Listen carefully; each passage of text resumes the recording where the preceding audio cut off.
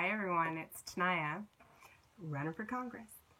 So I have been thinking a lot about this world we're living in, and I think it's really interesting that there's a new term in the Oxford Dictionary, I just looked it up on Wikipedia, called post-truth.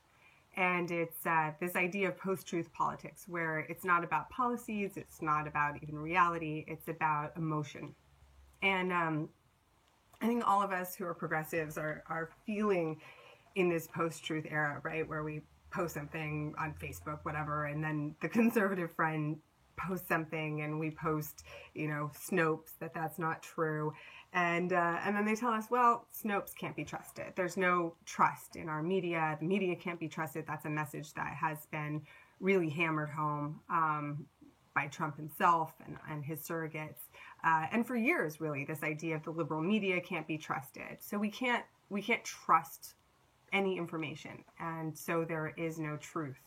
And one of the things that there was an article by a professor that came out right after the election, and he looked at some of the things that we could learn from Eastern European democracies that had disintegrated.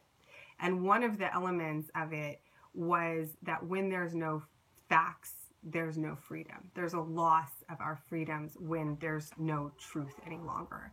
And one of the things that has spurred me to, say I'm going to run for Congress is this fear that what Trump is actually up to is not just a dismantling of, the EPA, not just rounding up immigrants, not just undermining all progressive policies, but really a dismantling of our democracy, an undermining of our very democratic state. So that's my current issue. And really how he's doing it is through obscuring truth. So when he tweets crazy stuff, or when he lies outright, or when he says, I never said that, it is just an obscuring the truth. And really when you create that obscuring of the truth, and you create this darkness, and you create this post-truth era, then that's when democracy starts to, fall away.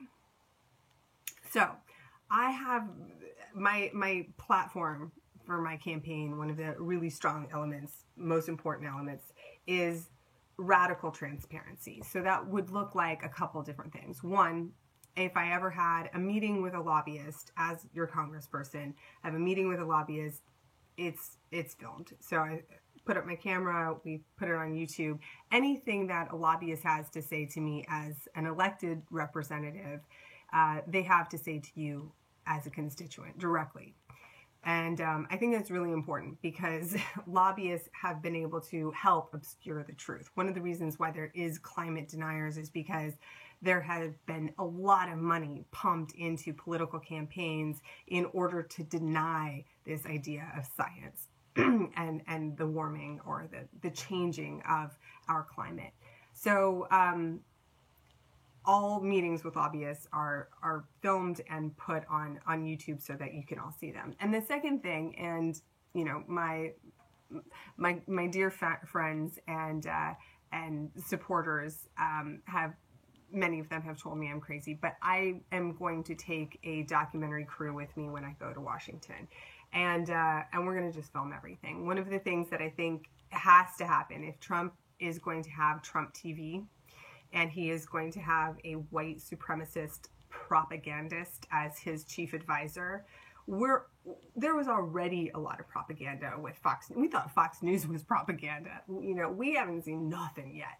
This idea of obscuring the truth and creating no facts is going to undermine our freedoms entirely. And so we have to have this radical transparency and really see what is happening there. Pull back the curtain and really expose the levers, the triggers, how these decisions are being made. Because I don't know. And right now, I don't really feel that engaged by any Congress people. I don't know about you. I did call Adam Schiff's office. I asked him, hey, are you meeting with constituents? You're back from Washington, and was told by the woman answering the phone that he has a lot of previous engagements And she doesn't know his schedule, but there were no town hall meetings or anything that she could really tell me about where I could hear directly from my congressman about how to organize, mobilize, how to activate, what we should be doing. And so that's really my purpose for going to Congress, is to help pull back the curtain and say, here's how we should be mobilizing. Here is the actions that are going to help make the biggest impact. So, radical transparency in the post-truth era. That's really why I am running for Congress. All right, talk to you guys later.